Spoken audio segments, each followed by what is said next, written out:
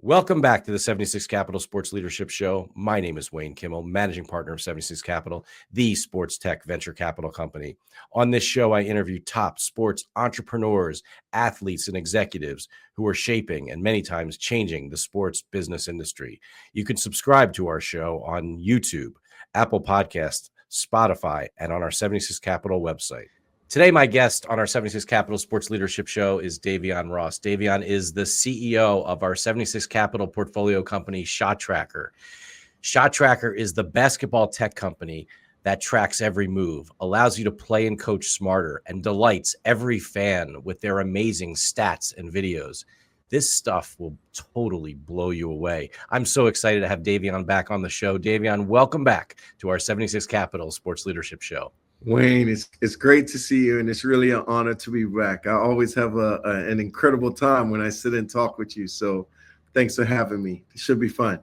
Absolutely. It was great seeing you at the Final Four. It was amazing to come to your booth and see just all the coaches and, they're checking out all your new products. I mean, the evolution of ShotTracker and what you've done over the years is phenomenal. And I'm excited to talk to you about that and as everything that you've done. So let's get right into it. I mean, let's talk about all these new products that you're bringing to market for coaches and players across the basketball world. Yeah. So, as we all know, the collegiate world has changed significantly, over the last, call it, 3 to 5 years, maybe even less, right? It was this perfect storm of, call it like password reveal with sports betting and its growth with, you had the transfer portal, you had NIL, you had another change to transfer portal. It's not one time. Right now we're living in, free agency with no cap, which, as you can imagine, the evolution that's happened across like the basketball world, companies have to evolve also. And so that's what we had to do. You can add AI in the list. Granted, it's not a collegiate thing, but AI is changing the whole dynamic in regards to how we consume, how we do everything today. So from our perspective as ShotTracker, we still have our flagship ShotTracker product that people know us for, which is the statistical tracking of data in practice and games. That's still a product that's going well. As you know, we have a partnership with the Big 12. And I think last year they shot like 3 million shots. This year they're up to 5 million. So we see some about 66% year over year growth there. And we still have that flagship product. But now what we're doing is, we're trying to figure out ways that we can do stuff with the data and video without having to originate it via our system. So whether that's we're getting a data feed or we're actually using our machine learning and our computer vision algorithms to do stuff over video. At the end of the day, we're trying to meet people where they are and build products that can be, somewhat a land and expand approach, right? That we can work with anyone at any time, whether or not they have our system, our Helix system, which is the ShotTracker sensor-based system. But we launched a system by the name of Pulse, which is somewhat of a tech on the bench, but it's almost a God view to see stats and data coming in real time in the game. Literally, you can click into any team, any game, and see access to that data. If you're scouting them, if you're not scouting them, if you want to look up a player. So that product is called Pulse, and it's new getting into the market, but the feedback has been exceptional. We have a new product called Scout, which is, I make jokes and say, if Siri and basketball had a baby, and it was his parents were Don Staley and Michael Jordan, or Bill Self and Michael Jordan from a coach's perspective. Just the ability in your palm of your hands, whether you want to get access to any video, you can text it, you can voice activate it, ask questions, and it's going to bring back and Wayne, not just for the traditional box score, but if you say, show me Kansas State's baseline out of bounds plays when there's 2 minutes left in the game or after a timeout, or plays that they got a 3-pointer, and it's going to bring back the video. You could then download that video, import it into your video editing tools. So it's pretty disruptive, and we're pretty excited about it.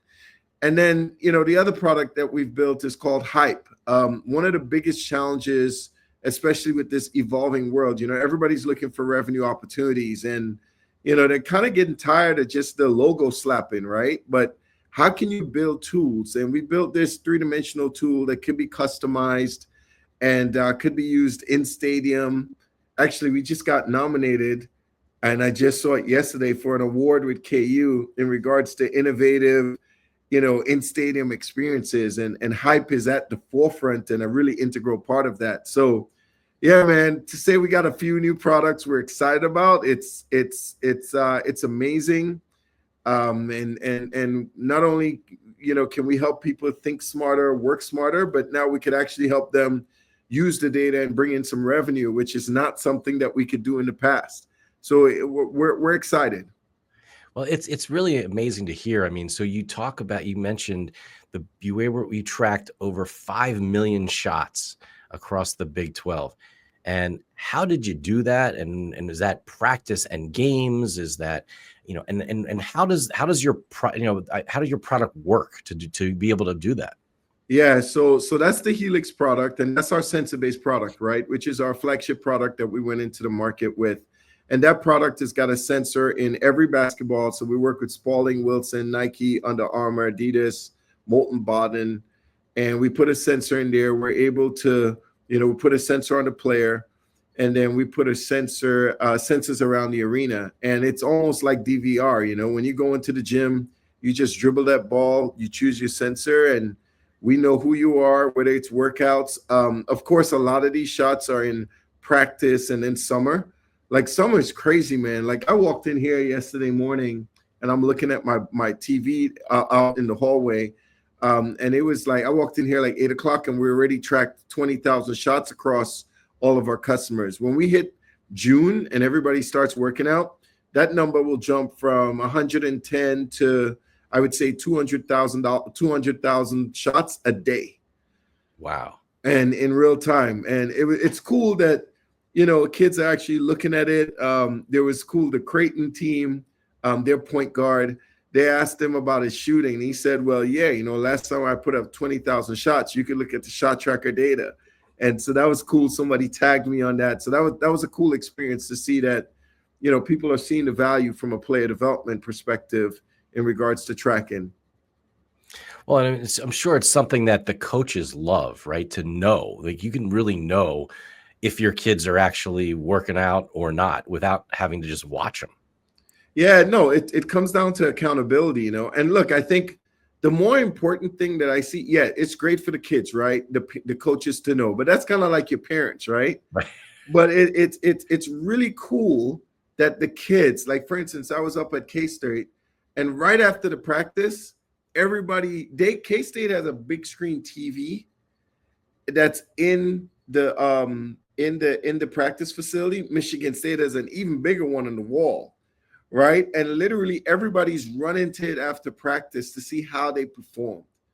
And I think that's the exciting thing, that the kids are now seeing and understanding the whole, the old adage, you can't improve what you don't measure, And so again, for our Helix product, and the one thing I want to say is our other products do not depend on sensors or Helix, which is very interesting because we started off with that Helix product, sensor-based tracking, and now we have similar or functionality and features in our other products that don't require those sensors, which I think is just so important, because I always tell people, if you start off as a tomato, you may not be salsa, because people can't really make that transition. And it's the reason why we did our new branding and stuff, because we wanted the people to know that, look, we're still here, but we have other stuff now, and we can meet you where you are, from that perspective. Well, absolutely. I mean, and that's a lot of the stuff that was really, I just was standing as a sort of like a bystander, just watching the coaches, you and your team, showing other coaches, the coaches from all these different universities, that you can have ShotTracker without all the sensors and having to put sensors in balls and all that stuff.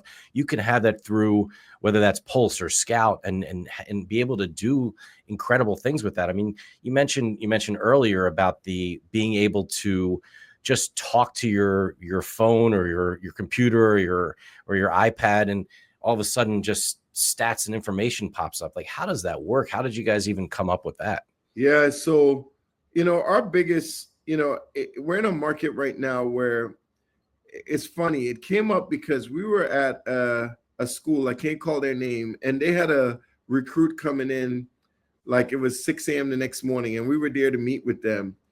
And that night, all of those guys stayed up for like 8 to 10 hours, and all they were doing was going through video and putting together video that they could show to this kid to convince the kid that they're the right fit for them, right? In regards to, hey, these are the things that you do, and these are the things that we do that that map together, right? And the fact that they had 6, 7 people going through video for like 8, 10 hours, and we're like, there's got to be a better way. And with all the data that we have, with the feeds that we get in, with the video that we have access to, we just felt like there was a way that, look, everybody thinks about ChatGPT, and you can ask questions and reason. And so from our perspective, we had to, go build our own language model to be able to bring back the stats and all the video and stuff. And we wanted our goal was to democratize access to video and stats. The other thing that's interesting is that a lot of these teams, they have a certain people, like if a coach wants something, the coach has to hit one person and say, hey, can you pull this for me and send it to me? Okay, I'll have that to you in the morning, right? And we wanted this just-in-time experience where anybody could ask for what they want and get it, either via voice or via text or, typing it in and get it back, and then be able to send a message, create a playlist, and push it out, send it to your editing tool or send it to whoever you want to. We wanted the players to be like, hey, I'm playing against Wayne Kimmel, and I want to see the last 5 times that he shot below 25%, because that means that they locked him up, right? And get that back in the moment. We wanted coaches to be sitting with someone and the player said, well, okay, how do you plan to play me? And he'd be like, oh, forget it. Let me just show you. Hey, show me all of the plays where Wayne Kimmel, played in these situations, because that is a player that you play like. And you should be able to get that back in a moment.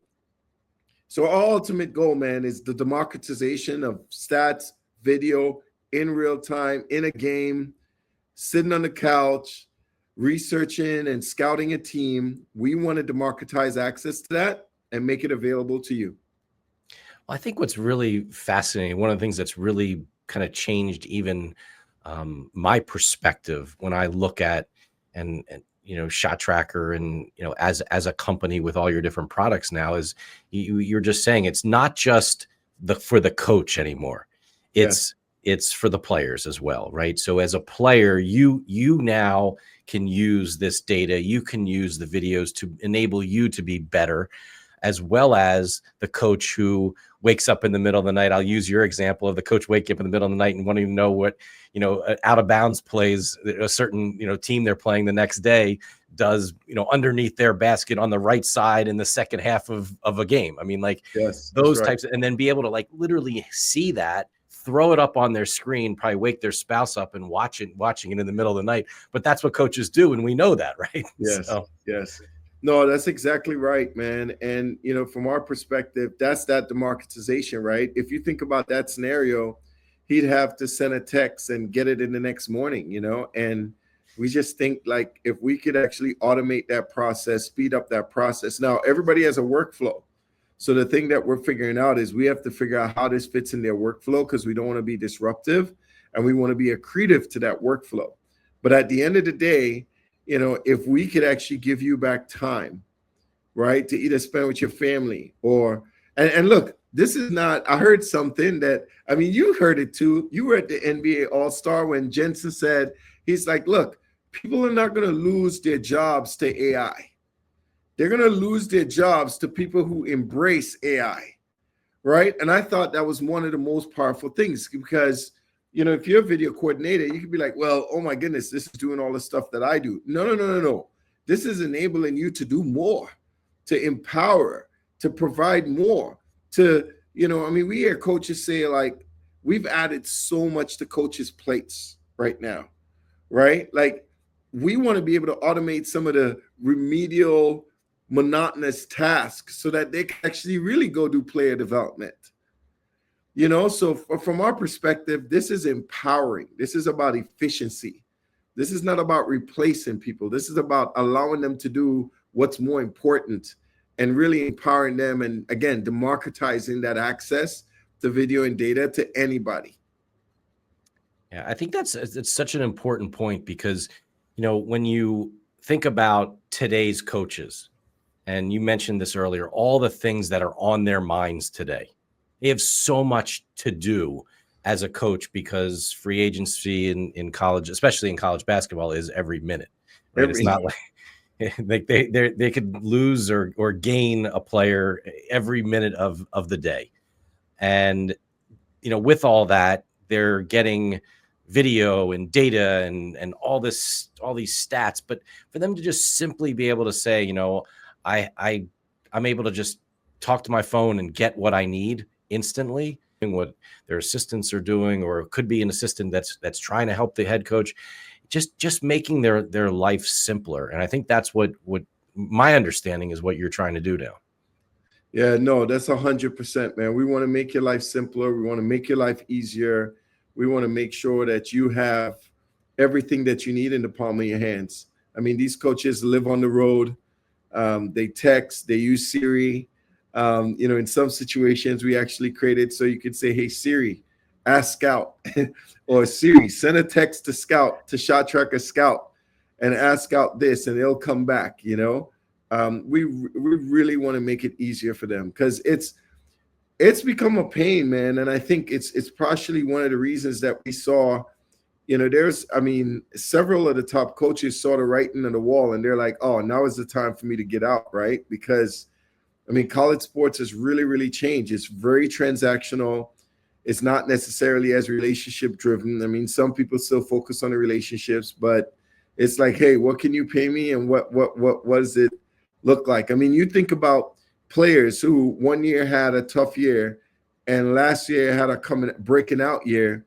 And the first thing they do is like they jump in the portal, after the place that got you to where you need to be. Now, look, I played college basketball and I probably would have been in the portal too, right? After I had my breakout years. I started as a freshman, but my sophomore year I had an incredible year. Freshman year was me and 4 seniors, right? I probably would have jumped in the portal too because I could have gone to a bigger, different school. And so I'm excited about the players getting what they're worth. I just think that it's added a lot of stress and a lot of work for the coaching staffs and the players too, So there's got to be there's some room for improvement there, but time will tell. But I think also your products help, right? In all of this, right? It really helps, to be able to, as you said, it's almost like give back time to enable you to do more. Yeah, it's give back time. And then when I think about like our hype solution, a big piece of this is getting back time, efficiency, but it's also monetization. So we've had some players start looking at our solutions in hype to say, okay, when I have a big game, how do I push this out to social and load my own sponsors in there? And right now we're in the midst of some discussions where some schools are thinking about, okay, how can we use this as an asset in our recruiting process? Like, hey, we have these tools that we provide you that empower you to be able to service your sponsors with these very innovative graphics and these solutions, along with the school using it, in stadium, on their social, etc. So yeah, it's a unique time. And as I said before, that's why we had to evolve. It was inevitable. We had to change to evolve and to grow, given how the evolution of the market. Maybe take us behind the scenes and maybe use college as a college basketball men's or women's program as an example of like what happens as a coach with all this data and the stuff that they get and how many, what they're tracking and how hard it is to do it. When you started, taking it from, pen and paper to the Helix product to where we are today and just how much we've advanced over the last several years? Yeah, for sure. So, so let me see. I'll take you through the process. Let's just start. We'll come back around to like the recruiting side, but let's just start about June, right? So in June, you have all your players come back on campus. Most players come on campus to either get ahead at school or to start working out, right? So, and I'll give you examples from different schools and different partners. So during the summer, we have one school who does like a workout of the day. And so what they'll do is you'll come in, they'll put it up on the whiteboard. There'll be a workout of the day, and they create a competition. And what they do is they use our solution to have a leaderboard to say, okay, when you come in, you choose a ball, you get your sensor. We already know who you are. The sensor is assigned to you, and you go through and you do the full workout. And they have people rebounding, etc. And if for the day you came in for 56%, you're the number one on the board right now. Well, everybody's seen that leaderboard. So when Davyeon comes in, he's like, oh, the number to beat is 56%. Oh, I'm locked in now because I'm trying to beat my teammate. And it's all in good fun, right? But it's creating this level of competition that's really unique. So, stuff like that is happening, between, let's just say, June, and they may leave for July, come back in August for school, and it's starting. At that point in time, you're still working out. But now the coaches are looking at, okay, who put in the work this summer? Who do we need to put in what situations for them to be successful? Right? Because granted, these are not scrimmage shots. These are like shooting workouts and stuff. Granted, you could do scrimmages too. So then you go into like the October 1 time frame. Practice starts. Now you're doing more scrimmage. You're looking at the data. Where do we get our points? What are the things? What do we do when we have 3 passes, 5 passes, etc.? Right? And these are all the Helix system that you're using up until, let's say, early November. So early November, it's game time. So now what you're doing is you're using the Pulse system, right? Because the Pulse system is pulling in the live data feed and the video, and you got this on the bench, right? You got it on the bench. You're going through the process. You're seeing it. The game is down by, you're up by 3, and maybe they only play 3 or 4 games, but you're able to look and see, hey, maybe you're using Scout. You're saying, hey, show me, we got 1 minute left in the game. They just took a timeout. Show me all the 3-point makes that they had in their last 3 games after a timeout with 1 minute left in the game with these people in the game. System comes back. Hey, here are the 3 plays that they ran. And you're looking at it. So now you're making decisions. Don't let them reverse the ball. This is where he wants this shot. We got to stop that, right? So you go ahead, you win the game. Now you're on the bus. You're trying to prepare for the next game. So you're in Pulse and you're looking and you're researching the team, and you're doing this on the plane, flying away. Or maybe you're asking Scout. Most times people have their Scout done, before, right after the game. So now you're just evaluating, right? They try to stay ahead. Like, one coach told me they like to have, if they got a game on Monday, they like to have that Scout done by Wednesday, right, for that game. And then what you're doing is you're adding in the data from when they played their last game on Thursday, your opponent. So now you're using Scout, you're using Pulse, you're getting into the data understanding, and now you're back to Helix because you're bringing your practice plan the next day going through the process. Now, on the hype side, you got a home game. So this is where the marketing department and everybody, the ADs, are now taking this information and using it to get this visual experience and to monetize it, because whoever your MMR leader is has done, whether it's Playfly or Learfield, whoever it is, they've gone out and sell this sponsorship, and you're pushing that to your video board, you're pushing it to social, and you're monetizing it. So you go through the season. That's kind of a cycle that you go through. You're using the different products. Now it's time for, let's just say you won your championship. It's April, first week of April, and the transfer portal starts. Now you're going in Scout and you're saying, hey, show me all the kids in the portal. I want to compare Wayne versus Davyeon because they're both in the portal and they both have what I need. And now you're using Scout to ask questions like, hey, if you look at our team from last year, this is who we have remaining. What are the gaps? Hey, you were 357th in rebounding in D1. We need a rebounder. Here's the top rebounder. And so now you see this whole cycle across the season and how you're using these products, whether it's monetization, research, in-game strategy, player development, and that's the life cycle of what it looks like. That's fascinating. I mean, but the way you describe it, and the fact that, you know, how much how you've been able to make it easier for the coaches and the players now to use all this information. When you go back to, if someone's not using ShotTracker, let's like, how hard is it to do what you, even the last thing you just said, comparing to try to find the best rebounders in the portal? Like, where do you go to find that information today? Yeah, so right now, I mean, they have access to the portal, and there are tools that do scouting, right? We just think that our goal is to make it easier, more accessible, and, you know, we're running a whole bunch of analytics on information that you wouldn't find because of the type of data that we have. So we have unique data. I mean, look, I'm not a knock on anybody else. We just focus on what we're doing, but our goal is to make it easier, more accessible, and again, democratize access to video. And if it's one thing we do is innovate.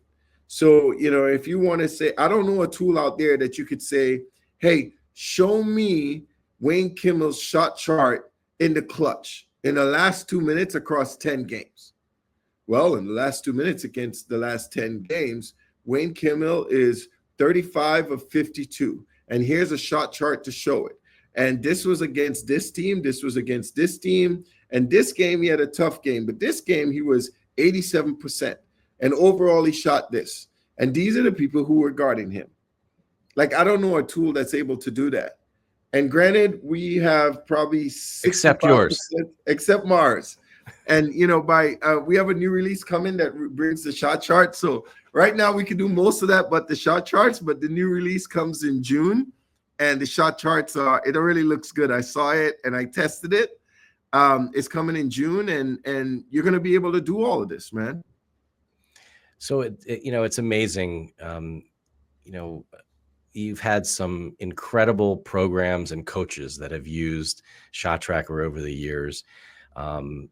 It's incredible to hear in their own words, whether that's Dawn Staley, whether that's Bill Self, Tom Izzo, you know, that just come out and are just like, they're effusive, like they're just so excited. They want to talk about what this has enabled them and how it's helped them as coaches. It must make you feel great, amazing to hear that. Man, I tell you, we had a situation, and it's happened twice. We had a program that utilized our technology, and one of the assistant coaches left last year, right? And the first call that he made was, hey, I need ShotTracker, right? I need the Helix product. And we implemented it. He went on to be the coach of the year in his conference, win his conference, first time ever in that organization. And then in that same school, you know, they had another coach this year that got a new job, right? And, you know, we got a call from the AD, and the AD says, hey, you know, we don't know much about you guys, but what we do know is that we asked this coach what he needed, and he said, I mean, he didn't ask for gear, he didn't ask for a new building. He said, get me ShotTracker and I'll be okay. And so that's very flattering to us. And then when we look at, like, so for instance, you know, South Carolina women, they went from 258 in free throw percentage to 34th. You got San Diego State, they went from 136 to 54th in 3-point percentage. Michigan State men went from 228th to 12th. High Point went from 79th to 7th in field goal percentage. Boise State went from 93rd to 22nd. So when you see these things, you get excited about it. You feel a lot of gratitude, and it inspires us to keep building more products, you know. And I think what you're going to see is with our new Pulse and Scout products, you're going to see people reap the benefits. I mean, this year, not many people knew this, but we did the Nike Scholastic League in partnership, and we have a lot more things coming in that relationship. But you know, they saw the value of it, and that was the beauty of these new products. Now we can go down to the high school level. I mean, we have 3 or 4 associations that have reached out to us that we're talking with about deploying this to high school, you know. So our goal is to bring the best technology, again, democratize access to stats and video. And I'm humbled. I have to say that I know I'm on the face and I'm on the front here, but man, it takes a village. We got an incredible group of humans who have a passion for helping our teams and for basketball that are driving these products, Sometimes I get the credit, and the credit should be to the entire team, because, man, I couldn't do what we've been able to do and what we're hoping to do here by myself. I was going to ask you about your team, and I think it's really great that you mentioned that and what they've been able to do. And I know also there's been a number of really influential business people, as well as coaches that have, they put their arm around you and said, "Hey, like, sure. I'm gonna help." And I think it's really been awesome. I mean, look, it was so great when we first met. I think it was back in 2018 at the Steph Curry and Andre Iguodala Players Tech Summit in San Francisco. Iggy and Rudy invited me to the Players Summit. And it was amazing. And we were talking about just the challenges of, you had this vision, right, of what you were going to go do. But there were a lot of really interesting, and influential people over the years. Maybe there are a couple stories that you can share. Yeah, I haven't told this. A story that comes to mind, which is pretty funny. So you're right, 100% right, including like 76 Capital, our DeBruce companies, Paul and Leo. Man, we've just been very fortunate, because I tell you what, I guess first and foremost, God, right? Because like the favor of God in our lives, like there are many times that we should not have been here. So let's just keep it 100, like just the grace of God and how he's helped position us to be where we are, and open doors and close doors, and help us to survive through the pandemic, because God knows that was just really rough for us. So the first but then there were a lot of people, right? Whether it's 76, whether it's Paul and Leo, whether it's like David Stern, man, like I miss that dude. I mean, every time I went to New York, I worked out of his office. He was a really close friend. I have a funny story about him. So I remember being in his office one day, right? And this was legit in 2019, right? I was actually negotiating a deal with Learfield from a partnership perspective. And so I was in David's office, and this was around December. And I wasn't actually, it may have been 18, but this was around December, right? And he says, "Hey, so what's the status of the Learfield deal?" I'm like, "Man, I'm trying, I'm pushing." He's like, "Do I need to come in there and close this?" And if you know David, he's like aggressive. He's like, "Do I need to come in there and close this for you?" I'm like, "David, I got it." And so for me, I had been spending so much time with him that I started to use his own methodologies around him. So I said, David, I'll be honest with you, man. Even if you came in, I mean, gosh, you're like emeritus now. I don't know if they would answer your call. And he said, "What? What did you say to me?" And so he says, "Linda, call Michael Angelakis."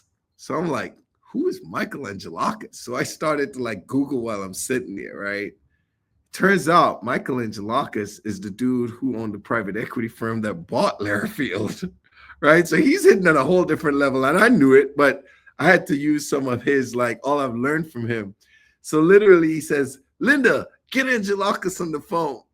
And so she calls him up, and it's funny because he says, "Hey, I'll call you back. I'm on the plane." And so Linda comes back and says, "Angelakis said he can't talk to you right now." And I'm like, see what I told you? So after all, he's mad at me. And he's not really mad, but he's giving me a hard time. So I had to leave, and I leave and I go home, give him a hug, because that's just how we greet each other. It was all love. And so the next morning at 8:00, I get this call from the guy I'm negotiating with at Learfield. And he said, "Hey, man, Angelakis is in town for a board meeting, and he says we need to get this deal done in the next week. So let's get on the phone and negotiate it." And I've been kind of pushing them, and they were stalling. And so we got on the phone and we got the deal done. So I called David up and I said, "Hey, I got the deal done." and maybe you do still have some juice. And he was like, you've been spending too much time with me. I don't like you using my own tricks against me. He's like, but I like what I see, you know? And so that was, I mean, and so if you think about it, man, like God put people in your life, and I was so fortunate to spend time with him, and something like that. Like, a lot of people wouldn't know if I don't talk about it. I don't talk about it often, but he was just such an instrumental person in my life. The friendships that I built, whether it's like Mahir from Live Like, or, you know, the OT guys, all those friendships that I built because we were all portfolio companies, and he was instrumental. You know, I think about Irvin, Magic. I think about, like, there's so many people, man. A lot of times they think that it's just one person, but it's God first, and it's just the village, not only your team, but the people that are in places to help you move the needle, even if it's just something small, you know, everything counts. And I'm humbled and I'm grateful, because we wouldn't be here if it wasn't for, you know, those people help. We definitely wouldn't be here, because it's been rough. You know, it was rough. The pandemic was rough, but by the grace of God, we're here now, and we're in a really exciting place. Well, it really is exciting to have you back on our 76 Capital Sports Leadership Show to talk about all these new developments, all these incredible stories, all the success that you've had to date. But I think, you know, maybe we end this episode really about the future, and I think that's what's so exciting, because now, I mean, as you said, this can, you know, your products can be used across all of basketball today. I mean, it's Yeah. not just college basketball. It's not just you have to have, you know, your Helix system installed.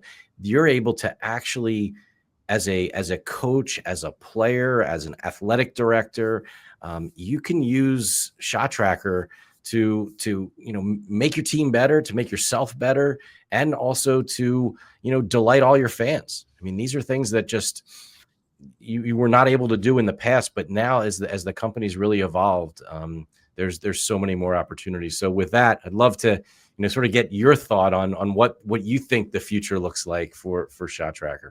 Yeah, I mean, look, I think that I'm excited about the future. I haven't been, I mean, look, I'm an entrepreneur. I'm supposed to be excited all the time. That has not always been the case, you know, especially when times are tough and you're getting punched in the gut consecutively, you know, and you're dealing with all the things that come with entrepreneurship. But, you know, I think it's safe to say that I'm excited about the future. I'm excited about, you know, if it's one thing we do is we embrace the problems that come with, you know, the dynamics of the collegiate nature right now. And, you know, we're trying to be a solution provider to we're trying to be a good partner. You know, we're trying to make sure that we help all the teams.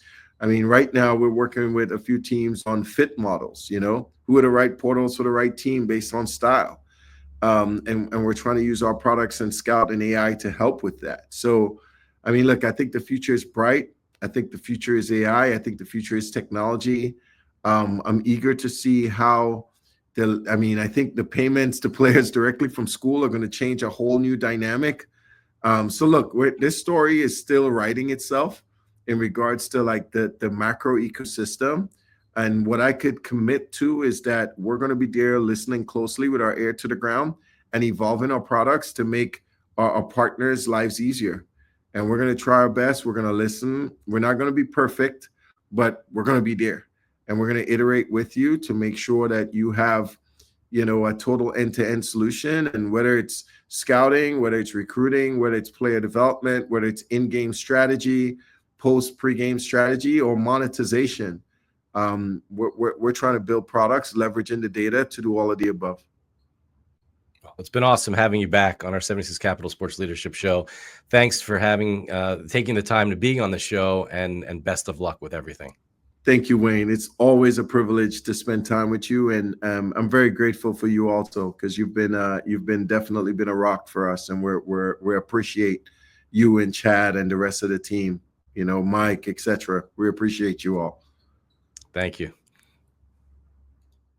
On behalf of the entire 76 Capital team, thank you for joining us for this edition of our Sports Leadership Show. Please remember to subscribe to our show on your favorite podcast network or on the 76 Capital website. You can also explore the hundreds of episodes we've produced over the past several years on those same networks. And as always, go out there and make it happen.